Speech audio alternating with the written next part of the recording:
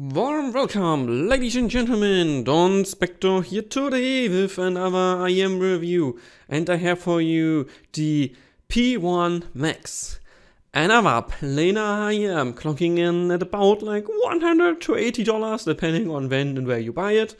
So it pretty much competes with all of the other planars out there on the market, but this one flew under most people's radar when you compare it to the S12 or the Dioko or the Tangzong or whatever else. Like, this is one of these planars that basically nobody had on their radar. So today I will be discussing if this is justified or not, and what the P1 Max can or what it can't.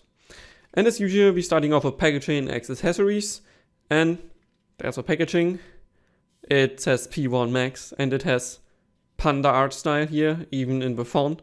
And it also says Giant Panda here, which I honestly have no clue where this came from, why it's called Giant Panda, what's going on here, because this is nowhere else to be found. It's not on the IEM, it's not on the tips, it's not on the manuals, nowhere else. It's just here, it's panda style, and they just completely forgot about it and left it. So, don't know why, but at least it's cute, like pandas. Who can be mad about pandas? I ain't. Okay, then let's unbox that. And we remove here the actual IEM of its packaging. And on top, there's nothing besides the manual, the warranty card. And yeah, this is actually a real cushion, as you can see. So I like that, especially because it comes with an pull-out strap thing. Although if I would have a small improvement suggestion, put the pull-on strap on this box, because if you're a bit unlucky and this thin cardboard here gets a bit stretched, when you will just pull out this without the actual packaging itself. So yeah, small improvement suggestion here with packaging. Besides that, here would be the IEM and here the accessories. And you can already see, this is one of the accessories. Random pair of silicone tips. They are not horrible, like they don't feel particularly well made, they don't feel particularly cheap, it's okay. Then we get a carrying pouch, which we take a look later, and whoop, we get more tips here. So as we can see before, we get the red tips here, which seems to have the basically same outlet diameter as the black tips, as you can see here. So I don't know where the difference between those is, because also the outlet at the front looks basically identical. So I don't know where the difference is, but at least you get like a bunch of different, like a good amount of tips here. So I think it looks like 8 pairs or something like that, maybe 10. And they're all in S, M, and L, so that's nice. And then, even nicer, you do get the tin foam tips here. So yeah, those are generally renowned as pretty good foam tips if you like them. They are pretty like dense foam though, and yeah, do I said it pretty well. However, there's a problem with this tip, as you can see. It's a bit deformed, and I already said that in my unboxing. I was a bit afraid it would never bounce back, and yeah, I left it outside of the packaging and it never bounced back. Like, it's permanently shaped a bit here, which is a bit unlucky, but well, that's how foam tips are. And here you get those in M and I think that's M, and then that's S. So that's a nice touch. S could maybe still be too wide for some, but we put it in, so I like that. And then the pouch. And this is the main problem I see with the accessories here. This pouch feels kind of cheap. Like, it's just some random fabric, there's nothing particularly fancy about it. It's not thick, it doesn't protect very well. The strap here doesn't feel particularly well made. It's just knotted together, net together. I don't know what the past tense of knot is, or what the verb even is. So yeah, this is a bit cheap, and I would like to see a carrying case next time, Tin. If you make an IEM at this price point, put a carrying case in, that would be nice. But besides that, that's accessories, and yeah, the cable, obviously, which we take a look later on. So yeah, okay, then let's remove all of that stuff. So we have space for the IEM and the cable. Okay, and today I feel like I start with the IEM first. Let me first try to untangle it a bit. Yep, I get the left side off. Okay, 2-pin is still pretty tight in here, and remove it. Yep. So, this is the bad boy. We talk about the IEM build first, this is said. And I'll be starting off, I think, with the connector first. So, this is classic 2-pin. It's flush. You can still see slight seams around it. So integration is not the best, but at its price point for like 100 or below 100, totally fine, no complaints here. Then we take a look at the faceplate, which has this, I want to say, almost unique style where it's just a black resin, and then they put this like metal mesh thing in here. Definitely looking unique, and I don't mind that at all. I just think it's a bit weird again that they have the panda on the packaging going on, and this does not resemble panda at all. Kind of missed opportunity. They could put like in kind of like black spots in here to resemble panda, or white spots, I mean, to resemble like panda or something. But we went for this mesh, and yeah, it's fine. And generally in this build, this is all resin. It's like in one-piece design because the faceplate is basically like glued on with the resin itself. So you can see no seams around it. You can't feel anything. It feels well made. And the biggest complaint probably could be that it's very shiny and black. You can see my fingerprints everywhere here. So again, it's a big fingerprint magnet and that. And besides that, yeah, you have two pressure holes, one directly here at the nozzle, and another one recessed a bit to the back here. Then there's an L&R marking on the inside of the shell, but no color coding whatsoever. And last but not least, let's take a look at the nozzle here. Again, it comes with not dense, but one of those metal mesh thingies here. No metal mesh, metal plates with like holes drilled in it, or I don't know how they get the holes in here. And it's integrated like reasonably well. Mind you, this is the second unit I'm having. The first unit I had, there was some, you can still see some here inside, which by the way is not ear gunk, that's glue that is stuck behind the grill a bit from the gluing on. And my other unit, the other P1 Max I got first, which I'll tell you a story about later on when we talk about sound. I had to have another unit sent to me because there were problems.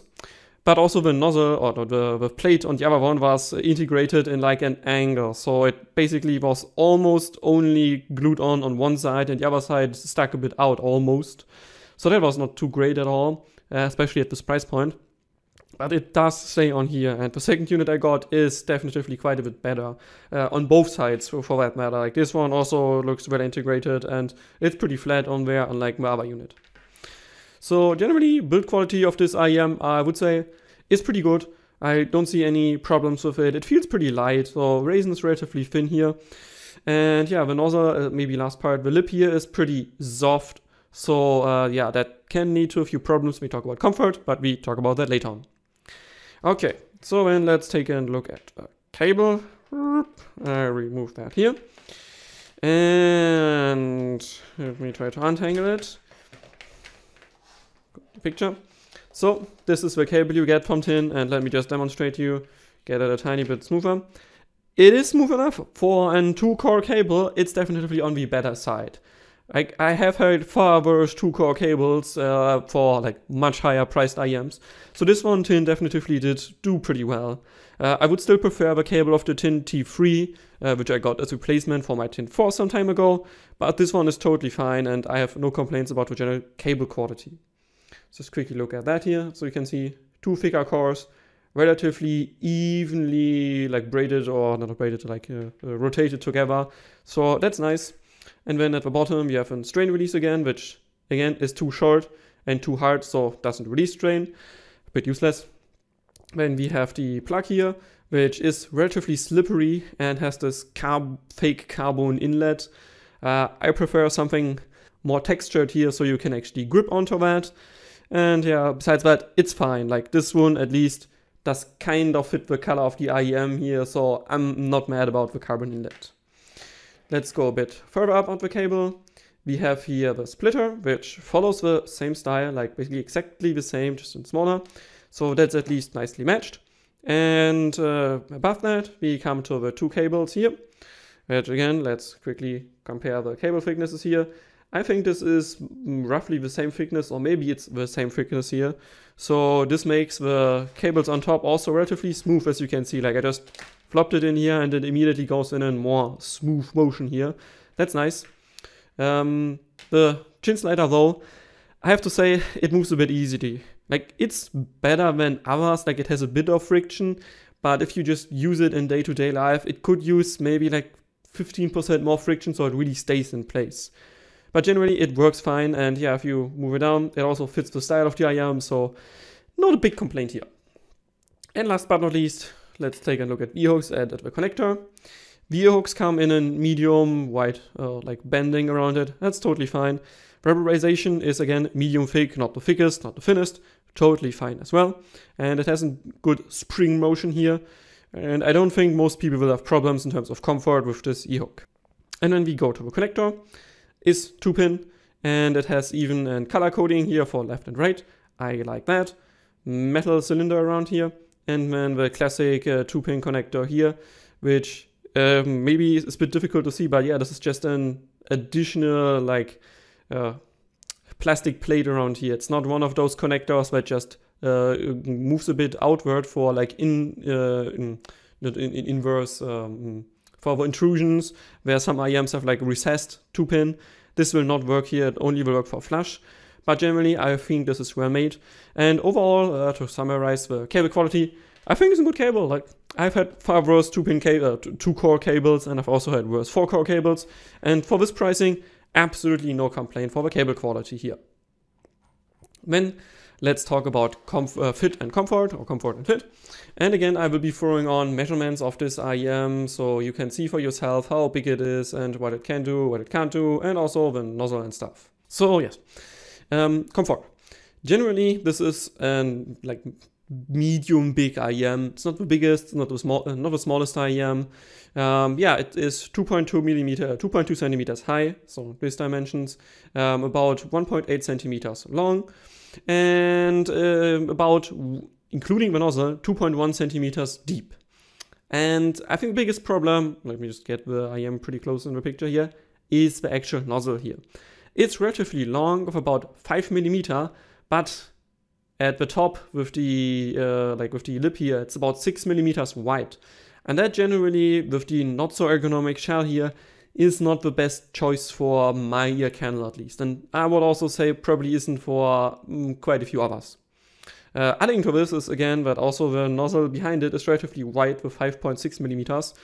So yeah, the problem here comes from that in order to get a deep insertion with this, you would need to put on, again, because the nozzle is relatively long, shorter tips, but, and I'm pretty sure you can see it in this angle, this corner here, the front corner, maybe this one is better visible here, this is just too much pronounced. So if you put it in your ear canal relatively deep that you need for decent isolation, this corner here will constantly hit your outer ear, will constantly press the pinna, and that's not comfortable.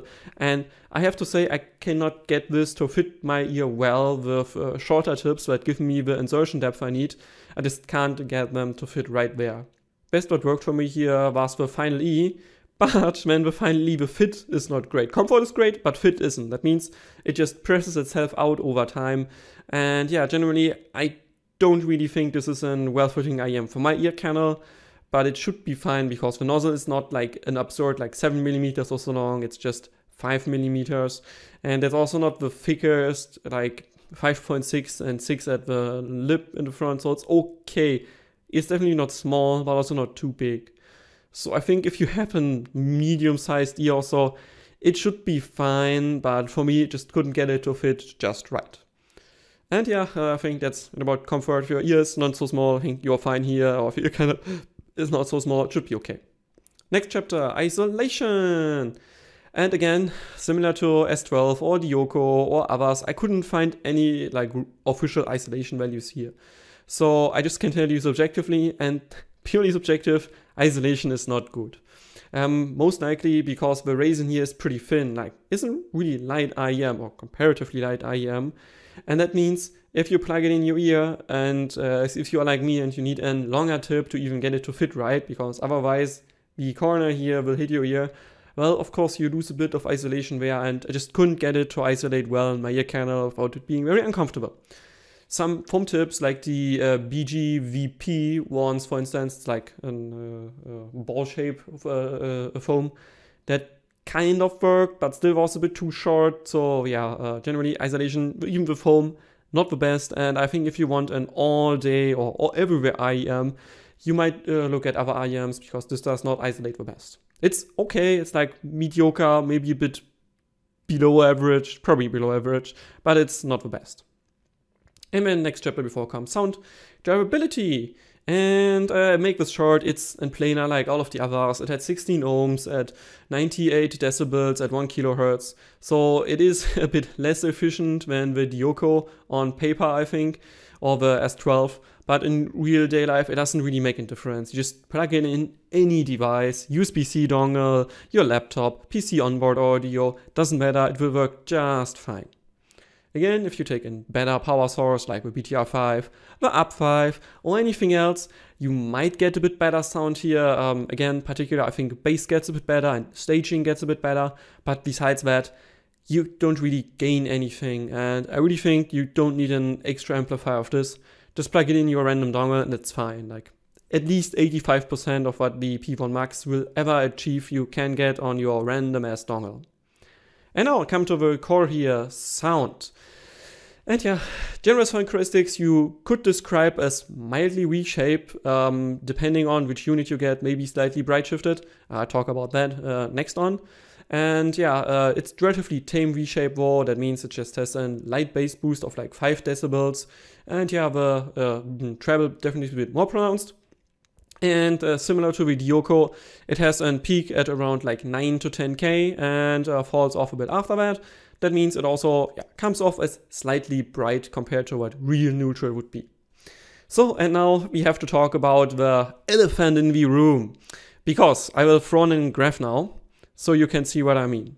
The green line is what the P1 Max, at least on other people, is supposed to look like. That means relatively smooth, not too much energy, around like 2.5K, just smooth, when rolling off a tiny bit with a slight downward slope, and then a bit more energy again at like 9 to like 15 or 14K. That's how it's supposed to look. And then you take a look at the red line. This is what my first unit I had measured, like left to right. The difference there is about 3 decibels at 2.5K, and this is audible. It absolutely is, and I really had to fight with the support to just send me a goddamn replacement unit, and I'm a person that has bought quite a few IEMs at the store, and still they didn't want to give me a replacement at first. And I had to really send at least 1,000 emails. I had to involve another reviewer to help me. And again, thanks to Vortex reviews here, I'll name you and I will link you in the comments, because you helped me here, bro, and I really appreciate it. So I can finally have a unit, which I will be throwing on after this later on, that has a pretty good channel balancing there. And main problem though is, again, this is the red line that we can see in my first unit. So it is a bit much at 2.5K. And this kind of makes it difficult for me again, like later on as a short spoiler for the verdict, to recommend, because if there is a 3 decibel like difference with the P1 Max series, sorry, at 2.5 decibels, this is making it a completely different IEM, like it just does. Some people will hate it with this additional boost at 2.5K, and I really think they should improve their channel matching here and maybe get a slightly thicker dampening and just put it in if it measures not good enough, because this is not great. Like really, this should not happen. 3 decibels of difference at 2.5K, not acceptable, just is not acceptable. So yeah, after this complaint, let's talk about sound details. And again, let me change the graph here, and let me also change the graph for myself so I can see the real graph. Yep, this is how it's measuring. As you can see, still mildly V-shaped. And yeah, again, I start with top to bottom, so upper treble first. And yeah, coming from Dioko, that has a highly pronounced like 9 to 13, 14K, and then it drops off. The P1 Max is a bit better here. It just comes off as a bit more accurate to my ear. And even if you factor in that the IEC 711 coupler is not accurate after 10K, it still sounds like that the P1 Max to my ear has less energy there, and overall comes off in upper treble is a bit more natural. Again, if you like more air, the Dioko will probably be a better choice for you, but generally this is similar to the other planars that I've tested. It does definitively extend past 10K, maybe to 13 or 14K even. So yeah, you have a good air, and yeah, again, I always throw in Ovanis multivitamin juice part 1. Working very well, having a good top end and good air qualities on top, just making it come off as nice and airy. So yeah, that's it. It's when we next come to talk mid-treble. And here my Dioko unit, at least the one I'm reviewing here, has also a decent energy there. It's not as much as, for instance, the S12, that's definitely more bright there, but it's totally fine. And yeah, overall, I would say with this slightly downward slope from like 2.5 to like 7-8K, it does come off as natural enough to my ear. And yeah, it has a bit more, I want to say, pizzazz than, for instance, the Dioko has, and I prefer the P1 Max and mid-treble definitively all day of the week over Dioko. However, though, again, there's a peak at around like 8 to 9K-ish, and depending on your ear canal, this can get sibilant, because if your ear canal is shaped just wrong, you will get an 8K, which I had with Dioko. With P1 Max, though, I did not get the 8K peak, and it was for me more in like direction like 9K.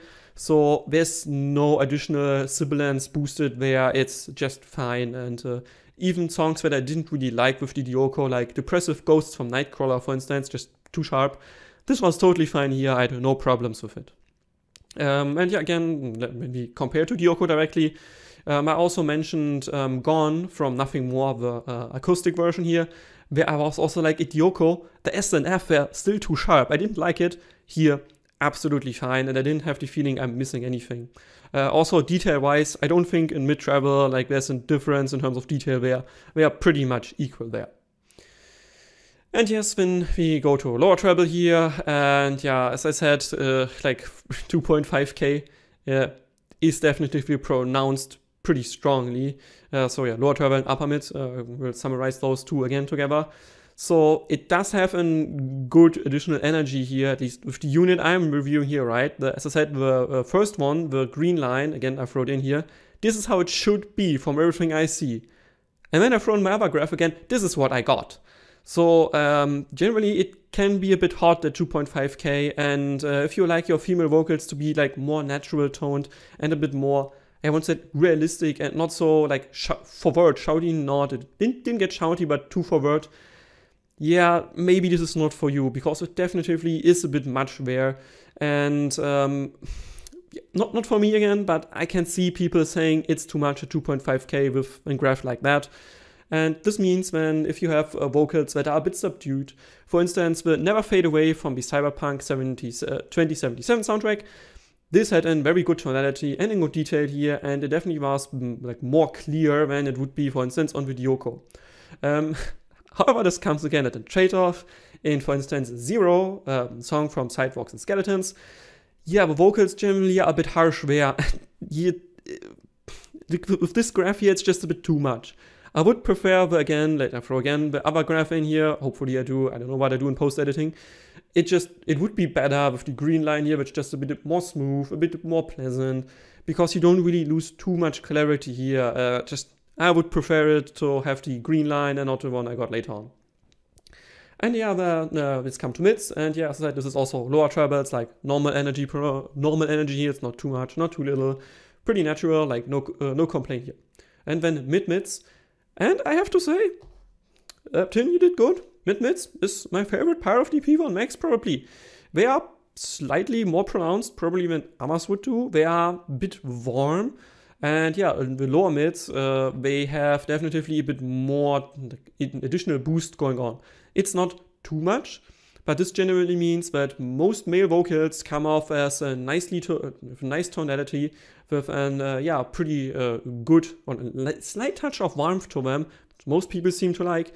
And at least in this unit, I agree with that as well. I also like the general presentation of male vocals here, especially because when we talk about imaging later on, I think this does better for male vocals than Dioko does. And as I said, lower mids, they are slightly pronounced, making it a bit warm without going full warm. So yeah, you do get, when lower pitched male vocals appear, they have a nice tonality here. They are a bit more pronounced than, for instance, AGO7M, that just has flat mids. But I don't think this is too much here, and I don't think most people will find the lower mids unpleasant at all. And then coming to bass, and yeah, similar trend to lower mids. They are a bit pronounced, like there definitely is more energy here than some people would prefer, but I generally didn't find it disturbing, because the bass shelf here will increase all the way to like 70 Hz before then slightly rolling off. So you do get about 5 decibels more than mids, And that means you do get a decent kick without the upper bass being pronounced too much. So just judging by graph, there is a light bass bleed, yes, but because it's a planar driver, it doesn't come off as bad. Like the bass is still fast, it still has a very quick decay, and it just has a satisfying punch and kick to it, even though it's just 5 decibels, but trust me, it still has punch and kick here. And yeah, generally I did like it for like synth and like synth pop and whatever. I noted here Kavinsky for me worked pretty good. I liked Pulsar or Renegade very much with this in terms of bass. Yeah, the additional warmth in the mids also help here definitively. So yeah, generally I found mid bass and upper bass good and had no problems. Again, then we have to come to sub bass. And I think this is the biggest weakness of the P1 Max, besides the 2.5K. In graph, it reaches 20 Hz without rolling off too much. Like there's a light roll off, but not too much. Main problem is though, to my ear, yeah, it just lacks the texture and the quality all the way to 20 Hz. So that means in my benchmark song, Interstellar's Mountains, it reaches like 2 minutes 14. Maybe on higher volume, 2 minutes 14 and a half or 15, but you really need to turn it up a bit. But it doesn't have really texture between like 14 and 15. It's just there's a bit going on and that's it. So other IEMs definitely do better in terms of sub-bass texture. But generally it's fine. It's not bad. It's like average in terms of sub-bass and that's it. And then next, let's talk about soundstage layering and imaging. And again, I will do most A/B comparison directly to the Yoko. And I do actually prefer, in terms of soundstage, the P1 Max. It does sound like it has a bit more general like space and like width wise. So I do have the feeling that the stage generally comes off as a bit bigger. And that means instruments usually have a bit more room to breathe, to my ear at least. And yeah, I just prefer the bigger stage here compared to the Yoko. However, again, this only matters for like width. Because height, I think they are pretty equal. I couldn't really distinguish like notes, I mean the heights like this, right? But I have to flip it like that. Basically identical between the Yoko and P1 Max.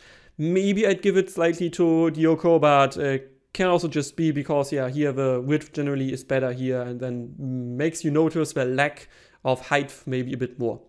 But generally, staging here is good. I like the soundstage for an IEM, definitely on the better kind. And the big plus over the Yoko to my ear is imaging wise, this does manage to isolate or image vocals quite a bit better. Whereas said in the Yoko, I found male vocals to be kind of in nowhere. If you have like your ears here and here, right? They are kind of in nowhere. Like you can't really distinguish from male vocals too well in the room. This one did far better there, and I had the feeling that generally for just the pure imaging, or like how well it's separated, the vocals, it did better here. And yeah, I know this leans in again to separation in the next chapter, but I just had the feeling that the imaging here was a bit better, came off as, yeah, like better, not mega precise. I would not call this a very well imaging IEM, but images well enough, and with the additional like help of the male vocals that were just better placed, I would give imaging clearly to a P1 Max compared to the Yoko. And then next, yeah, separation, dynamics, and coherence, including timbre. And again, one-to-one comparison here. Separation, generally, I would give overall frequency scene, would still give to the Yoko, because for flat mids, most of the time help to give bass guitars, for instance, a bit like not more liveliness, but they just sound a bit more clean, a bit more coherent and yeah, more pronounced lower mid / upper bass to my ear. And yeah, but that's pretty much it, because again, when we come to the mids, yep, that's where again the P1 Max wins over the Yoko, and after that, due to the additional energy at 2.5K, I don't really think that helps too much with separation. So overall, I would say, yeah, the Yoko separates a bit better. However, dynamics, as I said, I lacked the pizzazz, and really best word I can have here is pizzazz with the Yoko. That's why I sell it, and this one has the pizzazz in terms of macro dynamics. Most likely because there's more mid-bass pronunciation here. That means you actually do get some kick and some punch, and it feels like it's actually worth it to listen to like rock songs, or also to even some jazz for that matter. I think it's just better pronounced in terms of macro dynamics here. Especially if you go to more like hip-hop or pop, music. Again, the Space Jam soundtrack, so much better with P1 Max. No comparison at all. However, I think it lags then a bit behind in terms of microdynamics.